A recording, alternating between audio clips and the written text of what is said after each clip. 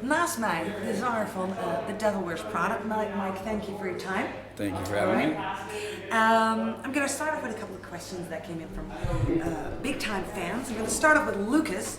Lucas is a creative designer, so he's always really into your artwork and stuff like that. He would like to know, what's the story behind the artwork of Dead Throne, and what does it stand for?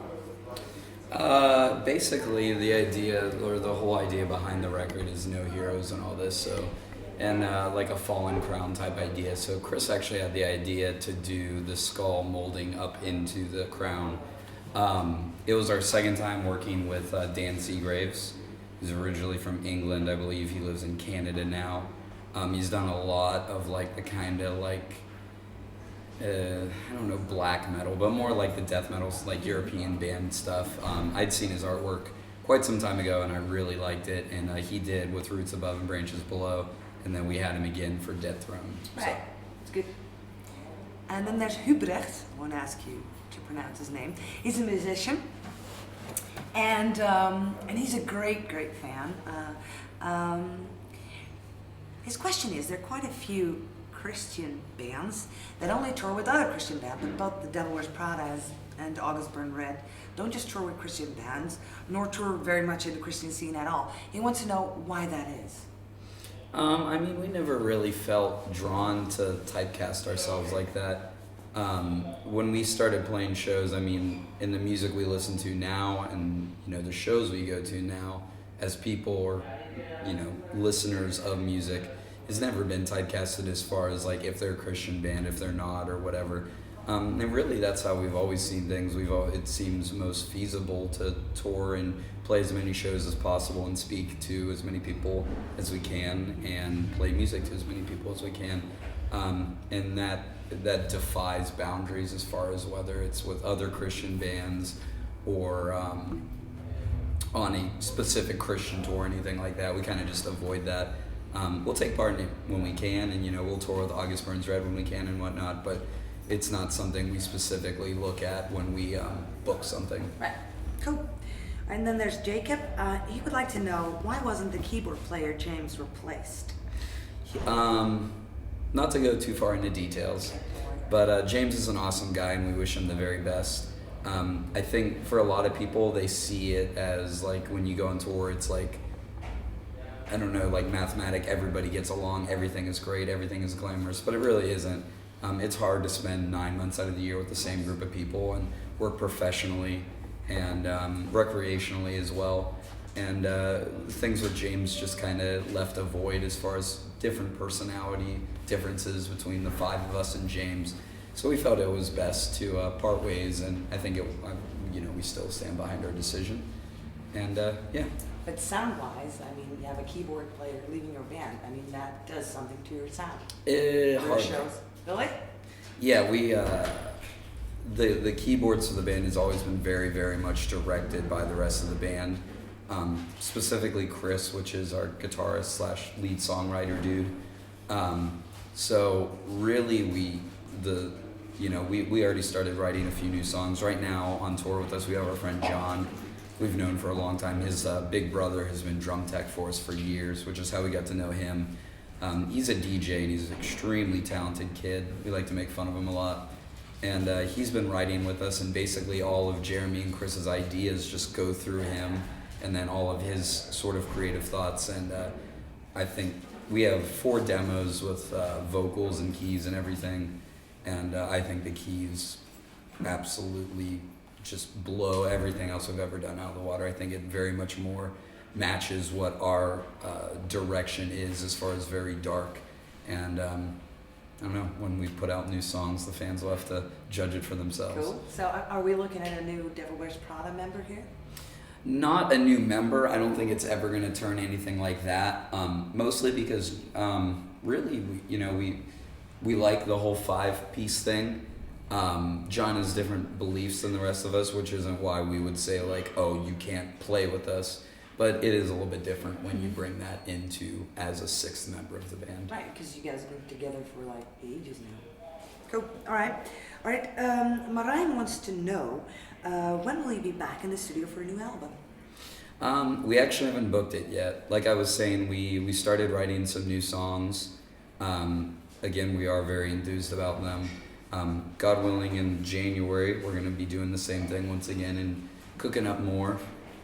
Hopefully finishing actually writing the record, and then I think like springtime is when we're trying to make it into the studio, but we haven't decided on a producer yet, and we haven't booked anything. So it's tentative. All right.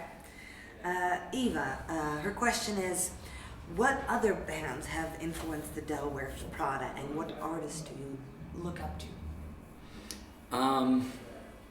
I feel like really since basically between the Zombie EP and Dead Throne, I feel like everything that inspires me and drives me to write for this band and to perform for this band comes from really anything, whether it's metal or not. And I think that's a little bit banal to say, but I think that for me, when I hear a metal band or anything, I never hear anything anymore.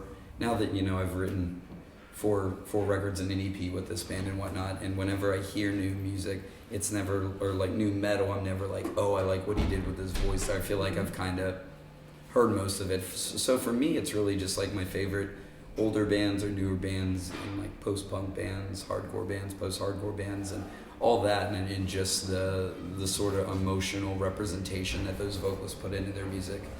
And that's been more driving and inspiring for me over the past few years, especially going into Dead Throne, and even more so now, as far as just lately all I ever listened to is Nick Cave and the Bad Seeds, and like Grinder Man and The Birthday Party, and obviously there's a huge detachment between that and in our band, but I think as far as displaying something, Nick Cave is the greatest. He's the man. Yeah. Totally the man. Have you ever seen him live? I haven't seen. I have one of the DVDs. Oh man, seeing him live with his big hands, and like there's so much. It's really intense. I can't imagine. Right, it is. Hayo has a question. How do you handle fans that completely adore and worship the band? Not very well. I'm usually a little bit rude from time to time. Because they get too close? Because it's too intense? Yeah, and really with like our newer material, it's been very much driven towards like kind of bringing ourselves down off of that, because I've never been drawn to that. Like when I kind of tried out for this band and accidentally got into this band, it was never like I wanted people to worship me or get super close to me. I wanted to share something, I wanted to express something, and I still feel the same way, and I think it's a little bit polluted with the popularity or like the sort of celebrity aspect and the fake glamour that's associated with playing in a band now, and I hate that, and Dead Throne really digs into that, and I understand that not everyone's going to understand that, but I think a lot of people really picked up on that with Dead Throne. And I don't feel this way out of conceitedness or arrogance, as far as like I think I'm too good to talk to fans or something like that. It's just that I have enough struggles in my own life to where I can't handle the pressure of everything else as well, and for me to try to help, because I'm just trying to fight my way through, right, and hopefully lend a little bit of guidance to people that feel the same right, way. but through your music. Right. Because at the end of the day, it is your job. I mean, this is your job. Yeah. Cool. Yeah, I understand. Tobias has a question.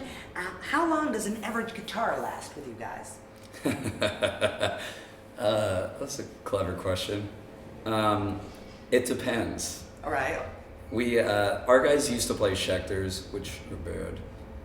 Now Chris plays Ibanez, and Jeremy and Andy both play Fenders, and they last much longer. Chris has some custom Ibanez's he plays. Jeremy plays Jazz Masters. They definitely break down a bit. That's for sure to say. But we've had our guitar tech for 4 years now, 4.5 years. He's a British man by the name of Wiggly, and he knows how to fix things very well, and he knows how to take care of the stringed instrument members of our band. So our guitars last for a while now. Cool, that's good. Thanks to Wiggly. All right, Freek has a question. How many tattoos do you actually have? What do they stand for? Perhaps that's a little bit too personal, but do you have a favorite? I don't know how many I have. People ask me that like on the street or like casual, like if you're like at a cashier Right. or something, like how many do you actually have? I don't They know. just blend into and become one. Yeah, and I've had troubles with having one artist finish everything because I'll move Yeah. or I'll be on tour or whatever. So I have no idea. I would have a very difficult time counting how many tattoo artists have worked on me, let alone how many I actually have. As far as the rest of the question, I don't think I really have a favorite. Do you remember your first one? Yeah. My first tattoo it's on my upper arm. It says "Be patient in affliction," which is out of the Book of Romans. And I was 17 when I got it. And I don't know how it applies here, but back in the States, you have to be 18, so my mom signed off for it. And she did it thinking that I'd get one and I'd be done, but that didn't happen. Oh.